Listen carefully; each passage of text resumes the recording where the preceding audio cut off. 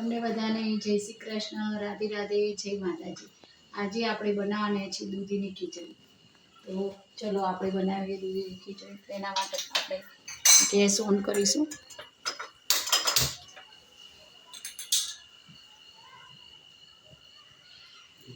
Gas on કરીને આપણે આ તમાલપત્ર, 2-3 આપણે લાલ મરચાં અને લવિંગ એ બધું નાખી દઈશું આપણે।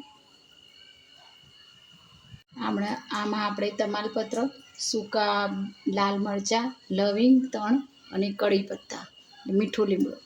હવે આપણે 2 પરી જેટલું તેલ રેડી દઈશું।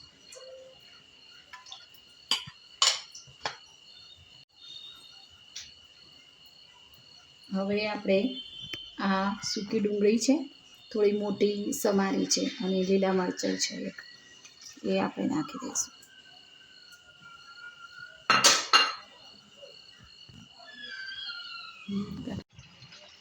હવે આપણે આ ડુંગળી અને નાખી દીધી છે।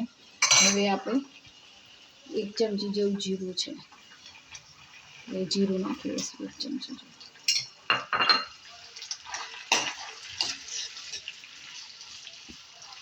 હવે થોડી વાર સાતળવા દઈશું।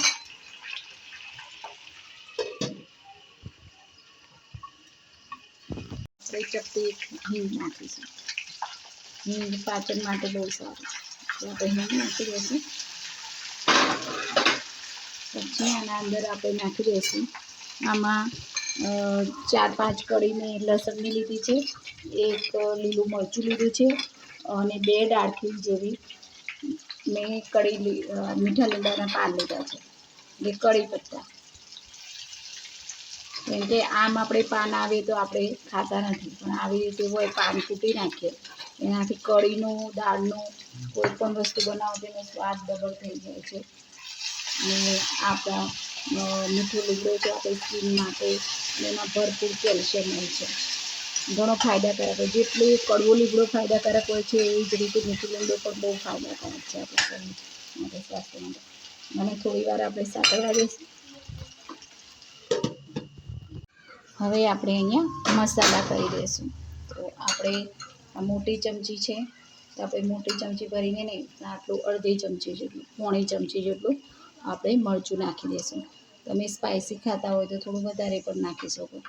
હવે આપણે હળદર છે, તો હળદર આટલી અડધી ચમચી જેવી હળદર નાખી દઈશું। અને આપણે અહીંયા ધાણા પાવડર, ધાણા જીરુંનો પાવડર એ 2 ચમચી જેવું નાખી દઈશું। બધું બરોબર મિક્સ કરી દઈશું। હવે આપણે આમાં નાખી દઈશું સ્વાદ અનુસાર મીઠું। તો અહીંયા હું આટલી ચમચી લઉં છું, 1 ચમચી જેવું મીઠું નાખી દઉં છું, સ્વાદ અનુસાર મીઠું નાખી દઈશું।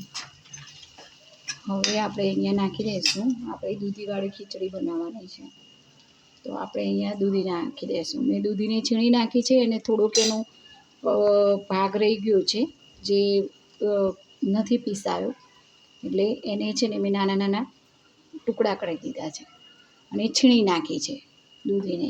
1 નાની દૂધી લીધી છે મીડિયમ સાઇઝની, અને એ પીસી આપણે એને છીણી નાખી અને 1 લીધી છે। બહુ મોટી દૂધી નહીં, નાની દૂધી લીધી છે। નાની દૂધી હોય તો કૂણી હોય, અને દૂધીના ફાયદા પણ ઘણા બધા અઢળક ફાયદા છે। દૂધી પણ એક સ્વાસ્થ્યવર્ધક છે, દૂધી પણ બહુ જ ફાયદા છે।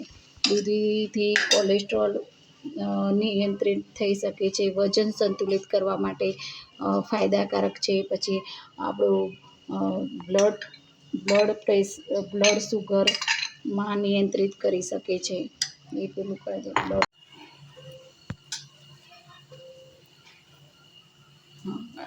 આ દૂધી છે ડાયાબિટીસ માટે પણ ફાયદાકારક છે, બ્લડમાં સુગરને પણ નિયંત્રિત કરે છે, અને વજન પણ સંતુલિત કરે છે। અને દૂધીમાં શું છે, પાણી વધારે પ્રમાણમાં હોય છે, એટલે સ્કિન માટે પણ ફાયદાકારક છે દૂધી। અને હવે આપણે આ દૂધી છે એ બરોબર મિક્સ કરી દીધી છે બધા મસાલા સાથે। તો આપણે હવે અહીંયા થોડુંક આપણે પાણી રેડી દઈશું.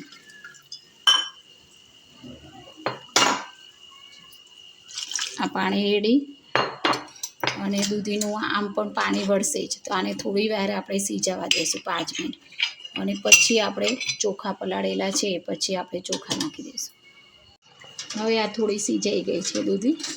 હવે આપણે એમાં નાખી દઈશું 15-20 મિનિટ માટે આપણે ચોખા પલાળીને રાખ્યા હતા તે નાખી દઈશું આપણે.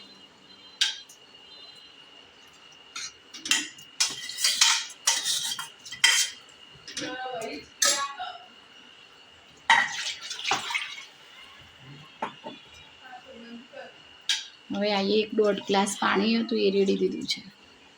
હવે આપણને પાછું એવું લાગે કે પાણી ઓછું પડે એવું છે તો તમે ઉપરથી પાણીને એડ કરી શકો છો. અત્યારે આપણે 1.5 ગ્લાસ જેવું પાણી લઈ લીધું છે.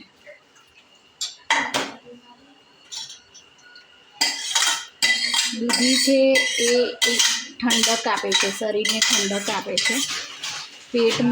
પેટ માટે પણ બહુ સારી છે. તે પાચન ક્રિયા આપણે સુધારે છે. દૂધી શરીરને હાઇડ્રેટ કરે છે, કેમ કે આમાં 90% દૂધીમાં પાણી હોય છે, એટલે દૂધી બહુ જ ફાયદાકારક છે. આ આપણી ખીચડી તૈયાર થઈ ગઈ છે. હવે આપણે ગેસ ઓફ કરી દઈશું અને બાઉલમાં લઈ લઈશું આપણે.